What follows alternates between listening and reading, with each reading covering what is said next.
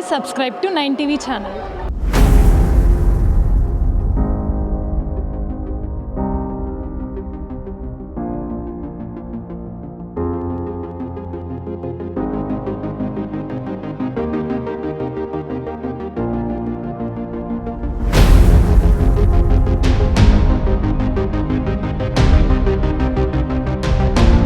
ముఖ్యంగా భారతదేశంలో ఎక్కడా లేని విధంగా అన్న నందమూరి తారక రామారావు గారు ఆనాడు పెద్ద మనసు చేసుకొని 1989వ సంవత్సరంలో నాయబ్ బ్రాహ్మణ ఫెడరేషన్ స్థాపించడం జరిగింది.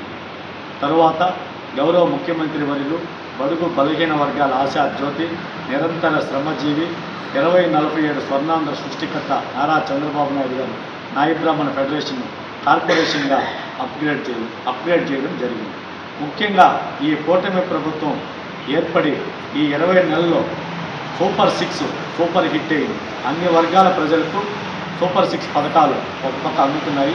ముఖ్యంగా నాయబ్ బ్రాహ్మణ సామాజిక వర్గానికి ఈ 20 నెలల కాలంలో ఒక పక్క చూసినట్లయితే ప్రతి దేవాలయాల పాలక మండలిలో నాయబ్ బ్రాహ్మణ సోదరులకు ఒకరికి అవకాశం కల్పించడం జరిగింది.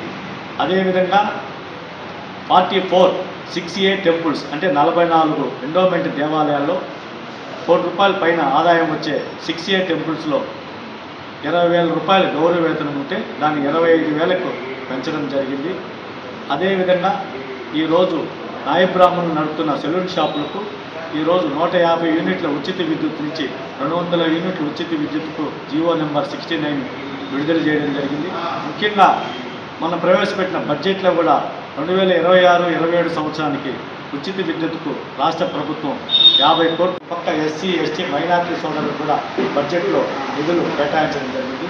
మొత్తంగా కూటమి ప్రభుత్వం గౌరవ ముఖ్యమంత్రి వర్యులు నారా చంద్రబాబు నాయుడు గారి ఆధ్వర్యంలో, ఉప ముఖ్యమంత్రి వర్యులు పవన్ కళ్యాణ్ గారి ఆధ్వర్యంలో, అదేవిధంగా బీజేపీ కూటమితో ఈరోజు రాష్ట్రం అద్భుతమైన సంక్షేమము, అభివృద్ధి అందిస్తూ అన్ని వర్గాల ప్రజలకు కూడా సూపర్ 6 ఇస్తూ, ముఖ్యంగా మా నాయబ్ బ్రాహ్మణ సామాజిక వర్గాన్ని కూడా ఏదైతే ఇప్పుడు మీకు చెప్పామో ప్రతి దేవాలయాల పాలక మండలిలో ఒకరి నెంబర్ ఇవ్వడం, అదేవిధంగా సెలూన్ షాపులకు 200 యూనిట్లు ఉచిత